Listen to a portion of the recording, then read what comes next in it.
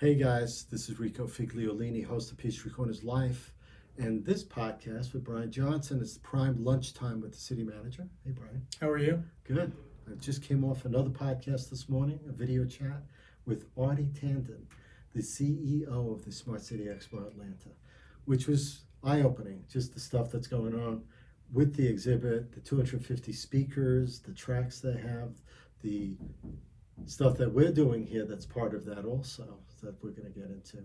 I just want to, just before we get there, we are at the Atlanta Tech Park podcast studios, and they're a sponsor of our show. And I want to say thank you to them. It's a great podcast studio here in Technology Park in the city of Peachtree Corners. And also to say thank you to GMC Primary Care, Gwinnett Medical.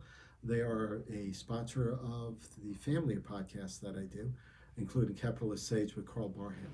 And I appreciate you guys, and thank you for being part of this. So let's get into what's going on, because the road being built, the pavement's down, time is running towards that September 11th date. So tell us what's going on, Brian, with this whole autonomous vehicle Curiosity Lab at Peachtree Corners. Well, if you have been in Tech Park over the last couple days, couple weeks, you would have noticed that, there's something going on. So 2 weeks from yesterday Right. Will be our grand opening and ribbon cutting of Curiosity Lab.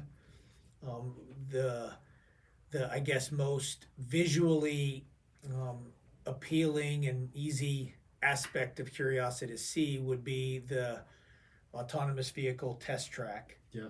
Which is being put in on a 1.5 mile section of Technology Park. And right now, as we're driving over here, they're starting to stripe the lanes, and they'll be putting up the flexible bollards to separate the autonomous vehicle, the test and demo lanes from the two inside lanes for the motoring public to use, because we still have about 7,500 jobs that are just in Tech Park, and about 1,000 people are residing here now inside of Tech Park. So we've got a lot of people who use it, which is what makes it unique. It's a living lab. But yes, we are almost at the point where we can cut the ribbon and say, all right, it's time to fire this thing up. And is the control room part of that too? It is. So we've got this 1.5 mile linear laboratory, living linear laboratory, and of course, again, you've got this test track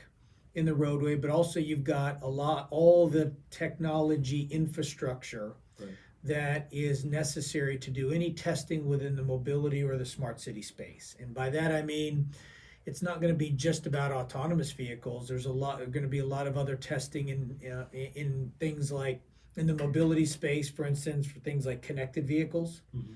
Testing the vehicle's ability to communicate with, say, light poles, traffic signals, other vehicles, cyclists, pedestrians. There's a lot of testing in there. There's testing in everything from infotainment systems to smart city testing of, digital message board on street lights to, for reflectors in the road that change color if there's hazards up ahead.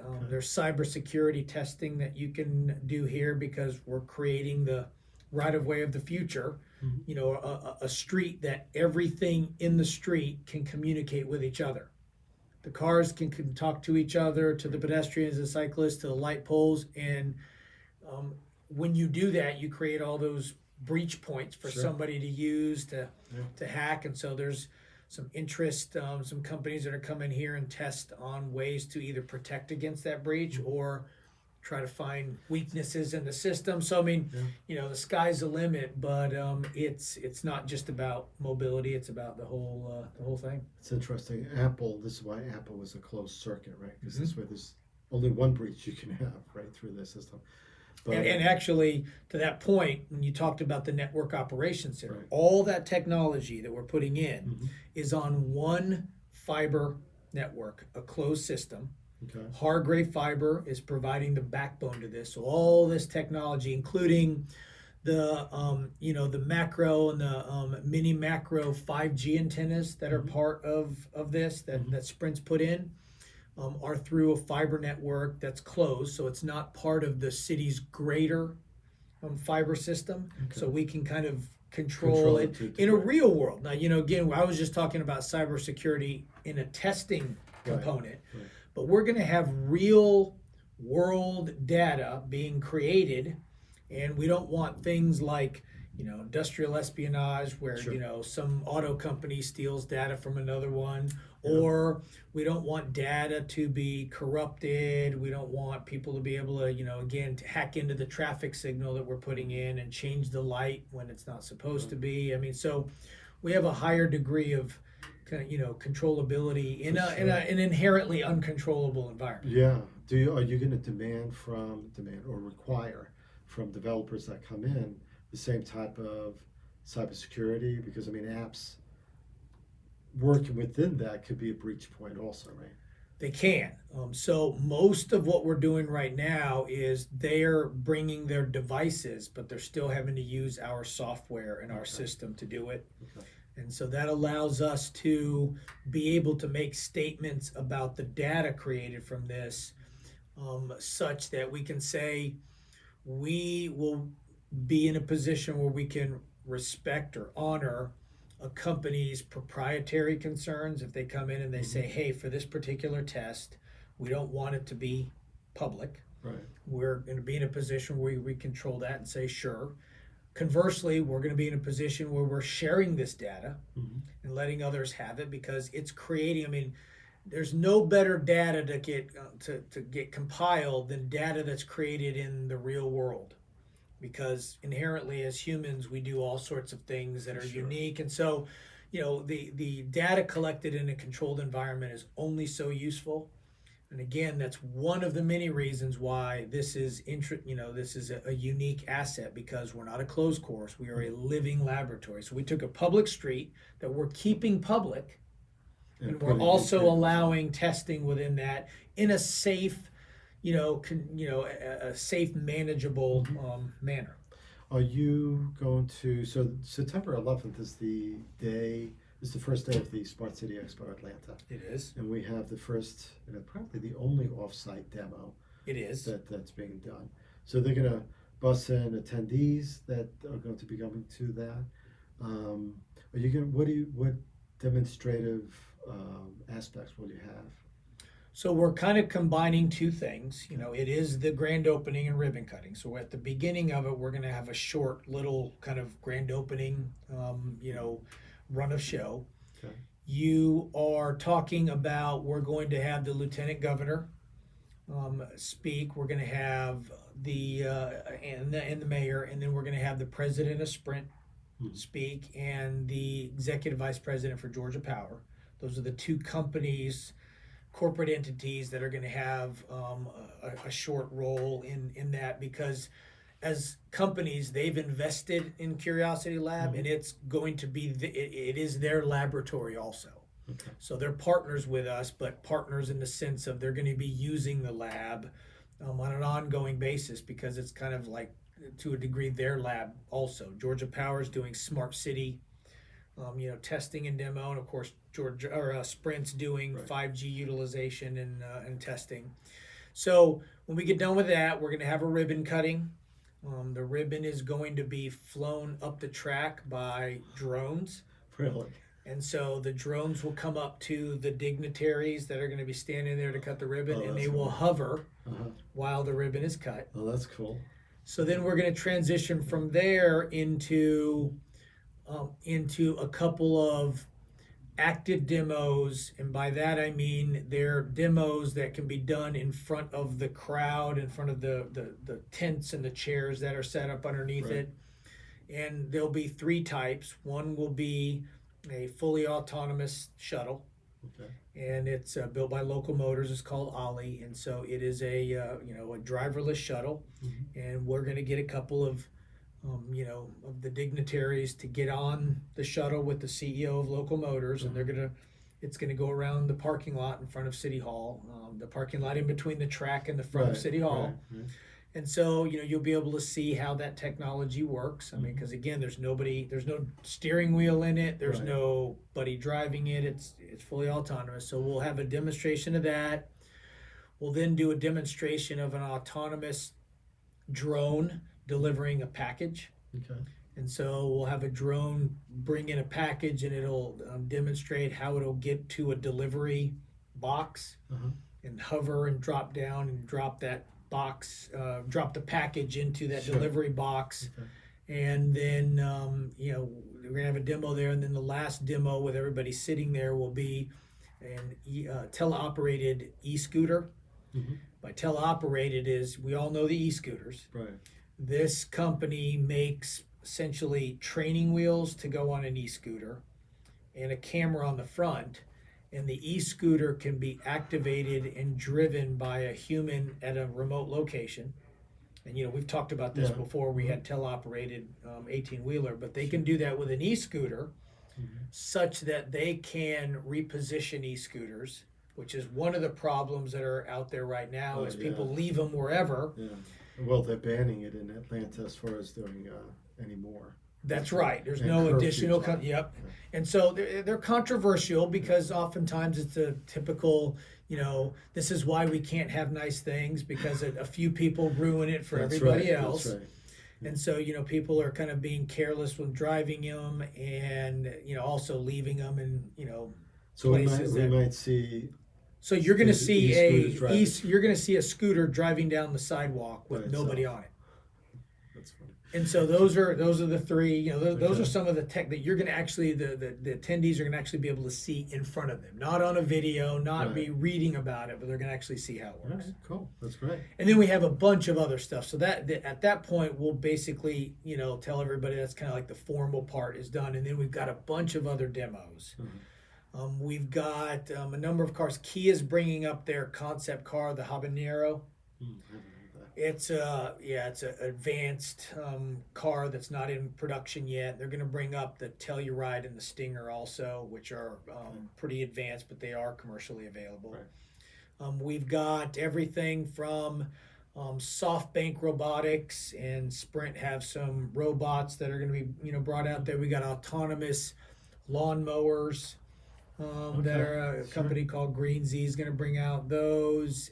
We've got, let's see, I'm trying to think of what So else they're going we to be have. out there. People can go. Yeah, look so at then you them can and- go to the different booths, and Okay. you can, they've got another robot that has a follower behavior. In other words, it can link it to a person to follow, and it'll follow that person even through a crowd. Where it knows how to avoid people but still keep its eye on the person And the or reason, whatever. and the reason. They use micro positioning, Okay. so it positions itself down to like it's either centimeter or millimeter. Mhm. So you can really, it can really Interesting. navigate Yeah. complicated environments because its GPS location is so accurate. So that's They almost could do like that. you could be an assistant, almost like Alexa following you. Right. And just. But even in complicated environments. Yes. So those are the demos that are being Okay. set up in which you can walk up to it and they'll show you, Cool. some of those things. A lot of interesting And stuff. we got even stuff that is, maybe on the not quite the edge, of technology, but like there's a company called Reef that's bringing in and showing off their mobile kitchen, in which their concept is to take like a shipping container and put a kitchen in it Mhm.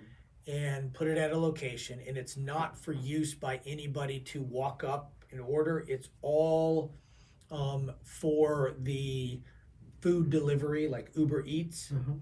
And these kitchens can cook, I think I've seen as many as 5 different menus from known restaurants. So you could like order from a Chili's menu or an Applebee's menu or a IHOP menu or whatever, and they can do all of those, but then it's delivered By Uber. through one of the delivery.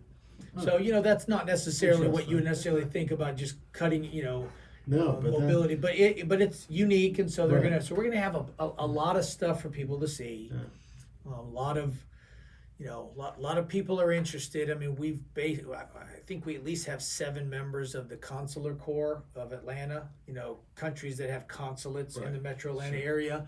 The consul generals of those consulates are going to be coming up because they're interested in this space, or there's companies from these countries that are interested in it, and yeah. so they're wanting to So come you're out. gonna have your own little exhibit going on. Yes. here in the city. There will be kind of an exhibition area both inside and outside. Inside of City Hall, we've got some of our multi-use space that'll be set up for some of these companies to kind of show off their stuff, and outside there'll be some stuff too. And so yeah, it's going to be, and then that's the kickoff, and then everybody who's part of the conference will go down, and at 1:00 it starts down at the Georgia World Congress Center, and we'll have a space in the exhibition hall, and we're going to show off the mini model that we had made. Yeah, is that complete? It will be for the event. Okay. So you can have signage. I understand the signage at the beginning at 141 and Technology Parkway is going to. Yeah. So part of the now I would have loved to have about 45 to 60 more days to finish everything before the event. We didn't have a choice. We didn't pick the dates. Sure.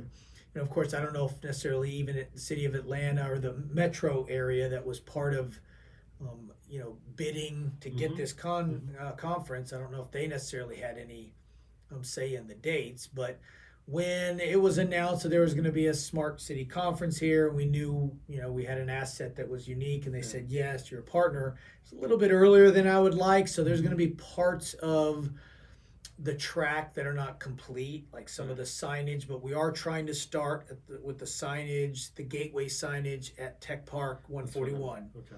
And then bring it up just past City Hall and make sure that's all done, because that's how most of the people will drive in. Sure. And so they'll be able to see that part, and then we'll continue with the rest of it and Neat. go from there. It's exciting to get that, I'm sure. And I know from what Artie was telling me at the earlier podcast that there's so much going on at the expo that I can't wait to visit that, to see that, because it's just a lot. And especially, I'm sure, even in the after hours and the stuff. I mean, Yes, there is a number of after hours, because you got some of these companies that are coming in for this. A lot of them are from countries outside of North America, and the reason they're interested is because it's an opportunity. This is a first Smart City Expo in North America. Well, in the U.S. for sure, because Mexico, I think. Oh, did it? Okay, so it was the Mexico U.S., one. and so it's it's a unique opportunity for companies that are not based here, don't have a presence here, to show off what they're doing to get into this market. And so there's a lot of after-hour stuff of companies having some people to come in and do some special things. That would be interesting. And there's also a lot of CIOs, chief information officers from other cities. And CTOs, CTOs from other cities coming in too, so that'll be fun. I mean, this is a good, people that couldn't get to Barcelona coming to Atlanta instead, because it's within their budget reach. Because I'm speaking at the conference on Friday. Oh, okay. So there's a lot of interesting panel discussions or classes on all sorts of stuff. So I'm on one with, I want to say it's the city manager of Carlsbad, California, who's doing some interesting things with 5G. Yeah. Nice. So you get to talk to him too, maybe. Oh yeah, we're always Comparing interested notes in a delegation from the city of San Diego came yesterday to see what we were doing, because they're doing some stuff. But we're all always learning from each other. But I think it's fair to say that what we are creating here, if you consider all the unique aspects, has not been created anywhere in the world, because first, we're a living lab, so we're not competing with the closed laboratories, or courses. But we have 5G now. This building has 5G right now. So, and then others will catch up soon, but we have it right now. We're not charging for the use of the facility, so it's not a pay to play. We are not requiring intellectual property rights of any sort on anything that's been created out of testing here. We're respecting times where somebody has proprietary information and they want out, whereas in some cases, if you do it on a public anything, it's all public regardless. And then the last two things that make us really unique, beyond what I just said, was there's only one governmental entity that you have to deal with. And a lot of That's right. We're it. You got county, state, feds. Even the Georgia has a rural interstate version of us called the Ray. Right, I saw that. 18-mile section of I-85 from the Alabama state line up to West Point, Georgia. But everything they do, they have to get permission from Georgia DOT and the Federal Highway Administration because it's not their roadway. Right. So we are the single entity, so we can move quick. We can say yes. We can So it's cut really, up the road and put in, testing panels if we want them. We can do whatever we want because it's our road. And then the last thing, which I think is also really makes us unique, is cities throughout the country have to insure their right-of-way. We have general liability insurance in our right-of-way because stuff happens in the right-of-way. And sometimes, the city's got to defend itself, or in some cases, it's, the city has some culpability. Could be that, something happened to the road, there's a sinkhole and a car goes in it, or, we let, just whatever. So we have to have liability coverage. What you don't see is when you have a public street, meaning I can't limit access to it, and I have it insured, no insurance company will insure that public street when you include testing of advanced technologies. As soon as you try to do that, they're like, whoa. No. So we how are you not handle going to, but we got our insurance on it. Did you? We have insurance, and we got it through Lloyd's of London. That'll, are known for being in a position to insure basically anything. Right, And when they tell us, aside from us having never heard of any city doing this, and when we were talking to the carriers about whether they were all like, no. And a lot of the reason is because of there was a cybersecurity component to it. They don't like to have to insure any data created from use of this public right-of-way. Okay. And so that was one, but the main one was the advanced vehicle testing, especially when you got into the driverless, because it's like 98.7% of automobile accidents are driver error. Of some, their driver, there's some component, statistically, and so actuaries can handle that because they have a century of historical data to base things on.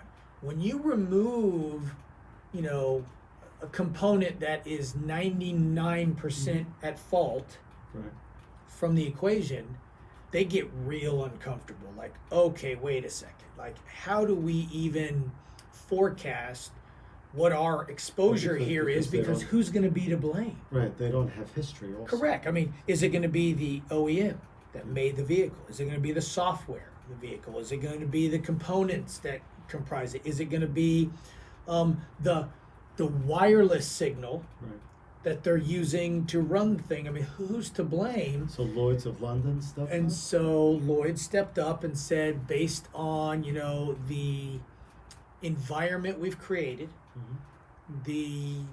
some of the safety measures we took to make, our living lab to have a higher degree of controllability than you would normally see with this kind of testing. They said, yes, we will insure it. So we are, again, I'm not sure anybody else has coverage over a public street that includes that. So any of the insurance carriers that we talk to in the U.S., that were U.S. based, would say, we'll insure the city, but we're going to carve that 1.5 miles out. But we found one that did provide it. Isn't that interesting? I mean, the city's in a position then to be able to actually create legislation that can take care of that to a degree within its city limits. To say you can have autonomous vehicles, but these are the parameters. Of course, those laws would be tested at some point, right? Well, they always are. Right. So, but this is a great opportunity for a city that's doing this in a living environment to also begin investigating how would we legislate this in our city. Well, so there's a component of all of this that these companies are interested in being a part of something that's going to create the new normal in that area. And in the insurance industry, there was a degree of that when we got it. The company was kind of like, look, we'll do this. Here's our. Right. But we're also interested in watching how this plays out. Yeah, I would think. Because, I think they're seeing the long-term play, which is, look, every city's going to have this at some point. Mm-hmm.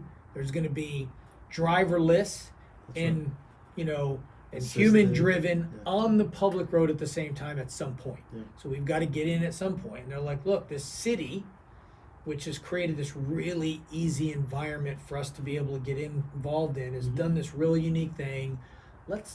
Why not now? Let's go ahead and get in on this. And so there's a degree of that.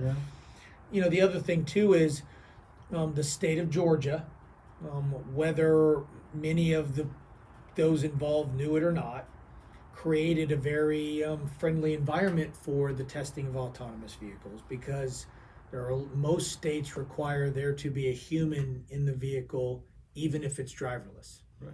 But Georgia is one that does not. Now, it does require, if it's driverless and something goes wrong, it's got the operator of the vehicle has got to be able to take control of the vehicle. Now, that can either be a teleoperated human, or like a kill switch, where it can just shut it down and stop it, and then you can go out to the thing and take it over and move it off the. A lot of states do not. Right, and that legislation was just passed. It was only a couple of years ago. Yeah. That's correct. So we're a very friendly state when it comes to the testing in this, and so we've, the city being a Georgia municipality has benefited from that foresight. So there were some people who thought of that a couple of years ago. Yeah. Maybe the rest of the legislators didn't realize what they were doing, but we've put ourselves to a point where I think we can really attract the companies that are in this space, because the state's kind of friendly to it, and we've got a city that's friendly to it, city that's controlling the entire right-of-way of this, so it's easy. It's not a lot of bureaucratic hurdles. So, I mean, given the amount of partners we have and the amount of interest in it, I really don't have to say this. It's selling itself. Oh, for sure. I got to believe. And with this expo and the obvious exposure there, and probably news media to some degree that might show up. We'll cover it also. Are you excited by any particular exhibitor or company showing there that you've heard of that you'd like to see, that you'd like to visit at the expo? Well, no, only because all of the ones that I was excited are actually coming up to our place. So there's some that we've got some meetings, and afterwards we're going to talk. Good. I'm sure there's some that I don't know of yet, but all the ones that we were interested, we're not necessarily shy when it comes to companies doing something. We're like, if they don't know about us, let's send them some stuff. And usually that's enough for them to say, yeah, we would like to come out and look or talk. And so most of those that are coming in, we're inviting up, and we'll have a little side meeting. That's cool. Go from there, yeah. Great. I can't wait. September 11th, 12th, and 13th. Yep. And the morning of the 11th we'll be here. Yep. That's great. So that's happening. It's going to be for the next 3 years too. So, we may go back again next year. For the Smart City Expo, right? Yeah. Yep. Yeah.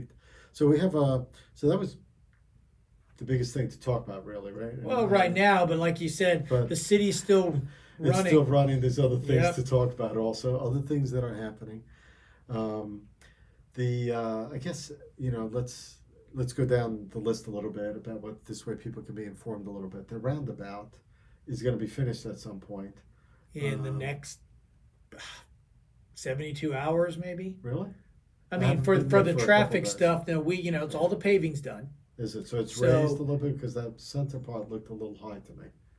Well, so inside of the medians, still have work. We've got to fill some of them in. We've got to do some stuff. But I'm talking about when it comes to the traffic, because inside of the curbs that are poured, that'll not affect traffic at all. But the striping, the paving's done. The curbs are all in. Striping's going to be happening, maybe even happening right now. Okay. Sometimes, they're the weather, and I don't know if they're doing that at night either. I can't remember. But anyway, so it'd only be inside of filling in those things, and going from there. Just kind of the last, the last accoutrements at the end to make it pretty. But well, and the lanes, I haven't been down there for a couple of days, so people are a little confused about they have to get on the ring. There's actually 2 lanes going around. Well, yes, because if you need to go like quite a way, like more than halfway around, you would stay on the inner lane Right. until you get to. But yeah, the striping will handle that. That'll make it to where it won't be so That's what I'm confusing thinking, because because some it's people just can't get it yeah, straight. it's the striping. Okay, So cool. City Council handled a few things, so let's just go into that a little bit. I know, or at least to let people know. I know Tipsy Nail Salon finally got their alcoholic beverage license approved, I think. they did. Now theirs is for the what does it call? Which It's the retail packaging. yeah, that one, yeah, retail package Retail and wine package. license. So that's the one where you can get under that permit is where you can have like wine tasting or there.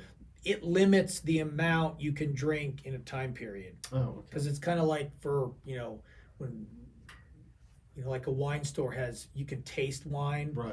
It's a limit, so you can't go in there and taste so long that you basically drink they a can, bottle. but they can have sort of a happy hour in a way while you go there and get your nails done. Yeah, so while you're there, you can, but again, state law sets how much alcohol you can have within Okay. periods of time. Okay. And they apply to that, and yes, they can qualify for that. Hey, So that's cool. Okay, so, and then I believe in Mechanicsville, the townhouse development, there was a second reading consideration on that. but the applicant pulled. And what? The applicant pulled that because there Drawback. were some Okay. there were some environmental I guess challenges that required them to adjust the site plan. Okay. I actually think it's making the project smaller, a little bit smaller, because it was just not cost. It was cost prohibitive for them to get into some certain wetlands over there. So I think they're pulling it back, and so they're because of So that it sounds they almost got to like, go back to planning commission Right. and start it all over. So it sounds almost like that's wetlands that might have been polluted, and they don't want to clean it out. No, it wasn't. I've not heard anything about pollution, but wetlands are expensive in two regards. If it's an actual wetland, I mean, first of all, you got to get permission. There's a lot of regulatory stuff to fill in a wetland. Sometimes you got to buy wetland credits elsewhere. Oh, okay. Things like that. Okay. So environmentally, it's difficult because technically, the aggregate amount of wetlands in Georgia has to stay Remain the same. Okay. So if you fill in wetlands here, Right. somewhere else you got to create wetlands. Right. And impervious surface also has to be taken. Yes, well, that is Runoff even though and stuff. kind of a separate issue, even though they're both stormwater related. Right.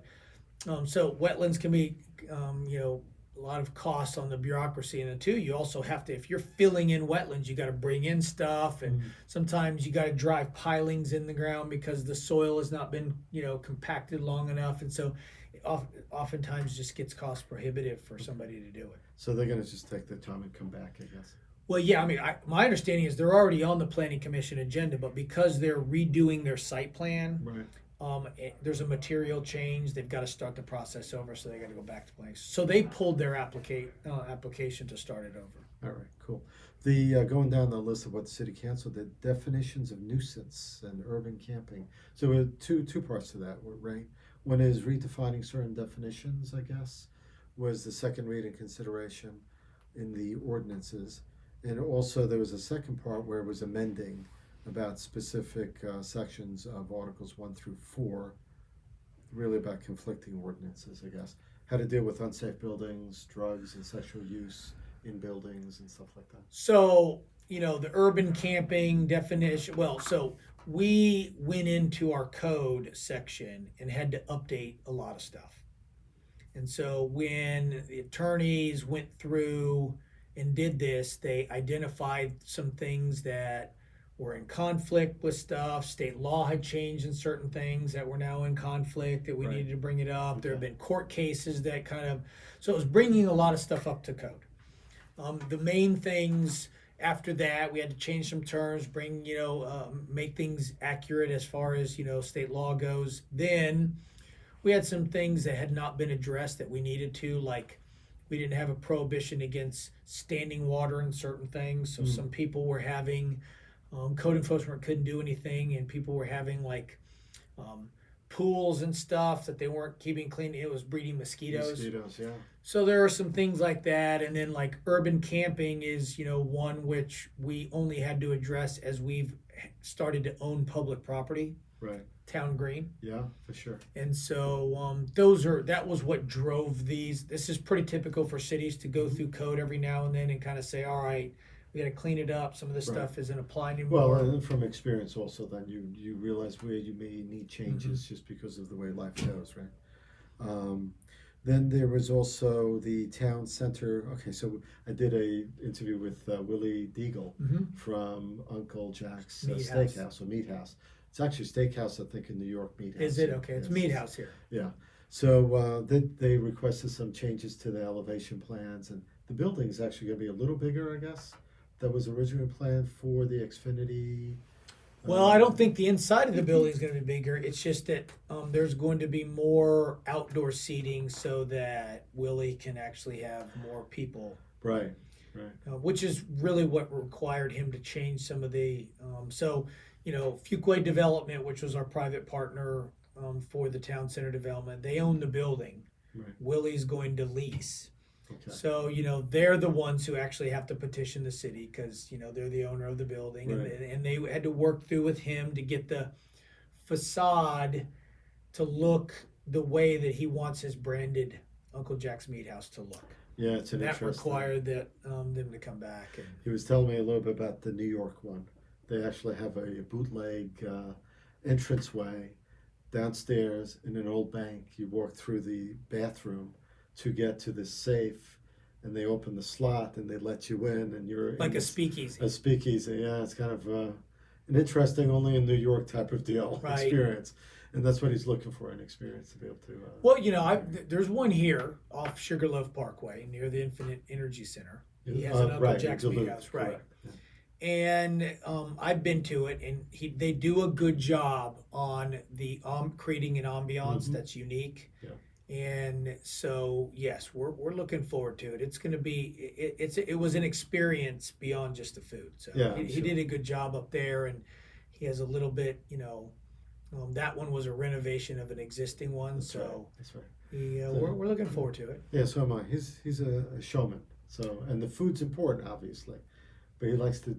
He likes both. Yes, and some of the really good chefs. I mean, if you want to go to a restaurant that they are good at that. They realize that it's a combination of two things that make those places people want to go. Yeah. You got to have good food. So if you don't have that, people won't go. And then also, if you have bad ambiance or nondescript ambiance and you don't set yourself apart, then people won't necessarily go either. So he does a good job of both. Can't wait to see, and that'll be the spring of 2020 actually. Right. So it's a bit of a wait. Earth Fair, the old Earth Fair, I should say. If anyone knows where that is, that's still the new people might not know, but it's where Noble Finn is. By Noble Finn, yep. Marco's Pizza and stuff. They had an auction the other day, auctioning off the inside of that store, all the organic farmers stuff, I guess. It wasn't clear what they were auctioning, but it was really the supermarket equipment, I guess. Do you know what's going on there? Is there, because I hear there may be someone coming in there, but... Well, so what I can say is it does appear that the owner of the entire shopping center, the entire development, has potentially come to terms with Earth Fair, which was the leasee. And of course, they closed it before their lease ran out. And so there was some negotiation between the two so that the space would become available, again. And so there is indications that they've worked that out. Okay. And Earth Fair is wanting to extricate all of, their old equipment or whatever because, they know that at some point another tenant's coming in. Now, we do not have anything official as far as who the next one is, other than just the owner saying, asking a few questions that lead us to believe that we're going to have something soon. It sounds like also they're losing the dry cleaner there too. Again, I'm getting some information from next door, which isn't always a great it's place a good to qualifier to make sure that That's right. So that's why I'm asking. It's potential. Sometimes when this happens, when you would, I guess, call it the anchor tenant, is changing. Right. You have a lot of the, ancillary Smaller places that feed off of the big one. Okay. Good examples of that are you can go out and see you see a lot of say Publix, or I think if I remember it was Kroger, and then Walgreens had a good relationship with Kroger's, and so Kroger's would build, and then a Walgreens would go next to it. People were always like, why? Because they felt like they fed off of each other well. There's examples of that, and so when the anchor tenant changes, oftentimes those ancillary ones, change also, because they may not feed off of the anchor tenant, the next one versus the one they did before. Right. And so I think it wouldn't surprise me if that's happening, just because there's going to be a state change there, and there's going to be kind of a rollover of that space. And it would make sense that I don't see another food place coming in, and it is an entertainment district overlay there, so I would expect something else probably to show up. Anything special going on in any other parts of the city you want to share with us that we should be aware of? Back to school, that dust is settling. We've got pedestrian bridge will start here soon. Yeah. I mean, they're doing the geotechnical soil stuff. Okay.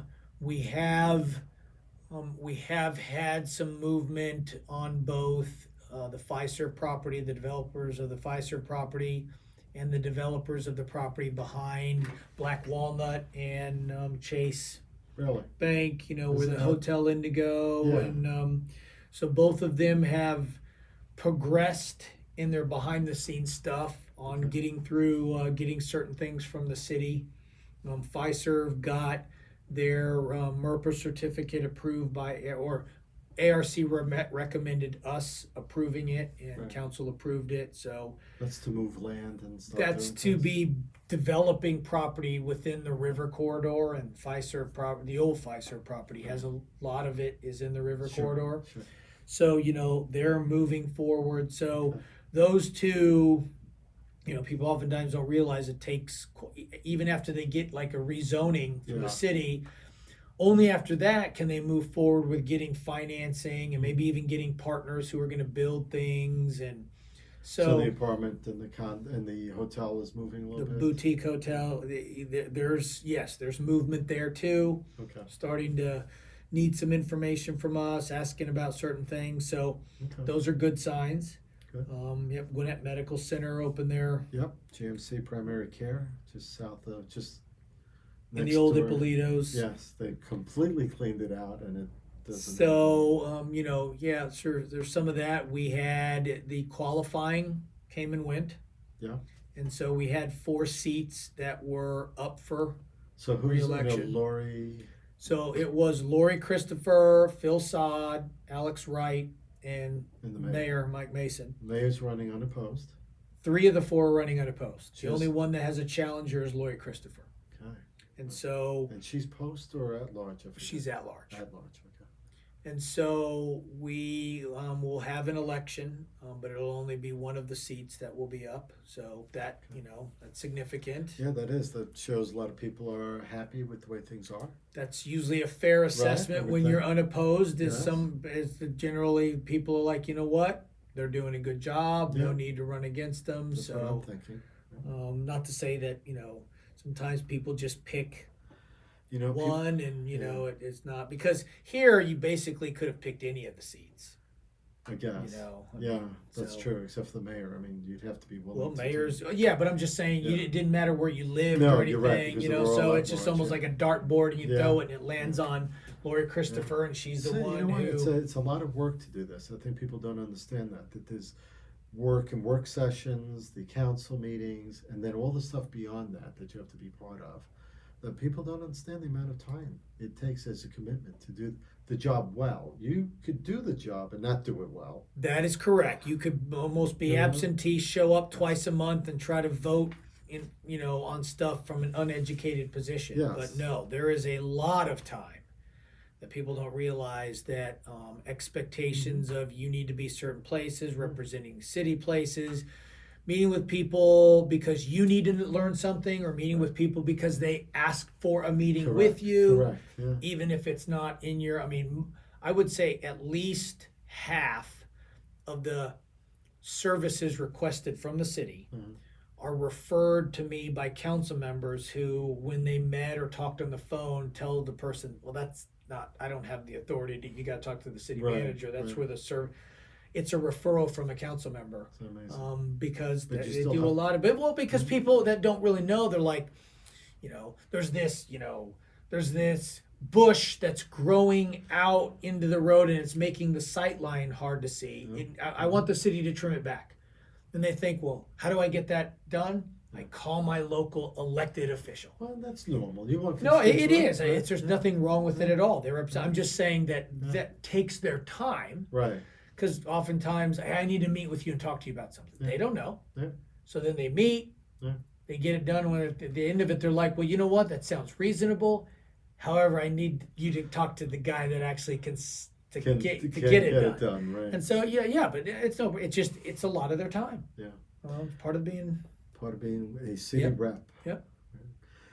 We've been spending our time here with Brian Johnson, the city manager, talking about Smart City Expo that's coming up September 11th and 12th and 13th. 11th, 12th, 13th. 3-day expo in the city at World Congress Center. So feel free to find out more about that at smartcityexpoatlanta.com. Correct. And if you need your bushes trimmed or something, You can reach out directly to City Hall. to City Hall. You don't have to go to your city council person. But so much stuff going on. Hopefully we'll find out more stuff about the apartment complex and Indigo and Pfizer, the old Pfizer property, and even Earth Fair in the coming months. But I appreciate the time because this is always enlightening. It's always a good place to, you hear things online and in forums and stuff like that. It's always good to know the straight stuff. Well, I can speak on behalf of all the city, when part of our job is to communicate with our residents, and we can try as hard as we want, but we can never get to everybody. And Yeah. so you can never have too many communication mediums, and this one is a great one. So we appreciate you doing it, because even if we reach a couple people who don't go on our website, aren't Right. getting our newsletters or whatever, but they heard this, Mhm. that's an important part of it. So we appreciate you doing this. Sure. It's a way Thanks, to Brian. educate our citizenry. Thanks. Well, this is Peachtree Corners Live. Appreciate you being here. We'll find out more about our posts and other podcasts at livinginpeachtreecorners.com, and look for the Peachtree Corners magazine in October, the first week. It should be in your mailbox, all 18,800 mailboxes. Thanks, guys.